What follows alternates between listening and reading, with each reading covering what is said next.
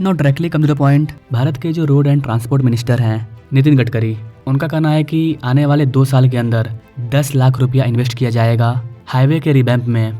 करीब 25,000 किलोमीटर के new highway को रिनोवेट करने के लिए 10 लाख करोड़ रुपया यानी कि $120 बिलियन खर्च किया जाएगा। नितिन गडकरी का कहना है कि भारत के हाईवे को स्ट्रॉन्ग करने के लिए, खासकर अभी भी हमारे पहाड़ी इलाकों में, नॉर्थ ईस्ट हो गया, चाहे उत्तर भारत हो गया, हिमालय साइड हो गया, पाकिस्तान बॉर्डर साइड हो गया, उधर रोड अभी भी अच्छी नहीं है, उतनी हाई क्वालिटी की नहीं है। उन सबको यूएस स्टैंडर्ड के लेवल पर बनाया जाएगा और इसके लिए भारत सरकार 10 लाख करोड़ रुपया खर्च करने वाली है। नितिन गडकरी का प्लान ये है कि सबसे पहले वो 25,000 किलोमीटर हाईवे को 2 लेन से 4 लेन करने का काम करेंगे। हमारे भारत में कई सारे ऐसे क्षेत्र हैं जहाँ पर हाईवे 2 लेन की है, उनको सबसे पहले 4 लेन किया जाएगा जनसंख्या को देखते हुए, इससे कि ट्रैफिक कम होगा और लोग तेज गति से आगे बढ़ पाएंगे। भारत सरकार का प्लान है कि भारत सरकार जो हमारा नॉर्थ ईस्ट रीजन है उसको लैंडलॉक से जियो इकोनॉमिक हब बनाना चाहती है, क्योंकि नॉर्थ ईस्ट में क्या हो रहा है आप सभी जानते हैं। जो चीज़ बांग्लादेश में हो रहा है वही चीज़ पश्चिम बंगाल में हो रहा है। तो ऐसी कंडीशन में पश्चिम बंगाल भी हमारा सुरक्षित नहीं है और पश्चिम बंगाल में ही नॉर्थ ईस्ट के पास हमारा चिकन नेक कॉरिडोर है।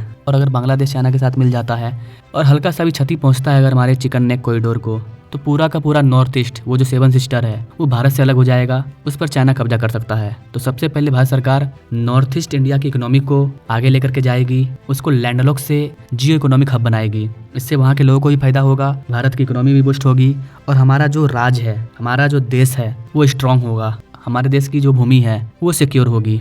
इसके अलावा नितिन गडकरी का कहना है कि सिर्फ असम में 57,000 करोड़ रुपये के रोड इंफ्रास्ट्रक्चर प्रोजेक्ट पर काम चल रहा है, बिहार में 90,000 करोड़ रुपया का हाईवे प्रोजेक्ट पर काम चल रहा है। ठीक उसी प्रकार वेस्ट बंगाल में 42,000 करोड़ रुपया, उड़ीसा में 58,000 करोड़ रुपया, झारखंड में 53,000 करोड़ रुपया, इतने बड़े बड़े अमाउंट के प्रोजेक्ट पर काम किया जा रहा है इन राज्यों में। सिर्फ अगर असम को छोड़ दें तो असम को छोड़ करके, असम में ऑलरेडी 57,000 करोड़ रुपया का प्रोजेक्ट पर काम चल रहा है। असम को छोड़ करके बाकी जो 6 और स्टेट वहाँ पर बसते हैं उन सब में 1 लाख करोड़ रुपये की लागत से हाईवे इंफ्रास्ट्रक्चर प्रोजेक्ट के अंतर्गत काम चल रहा है। ये सारा हाईवे के अंतर्गत आता है।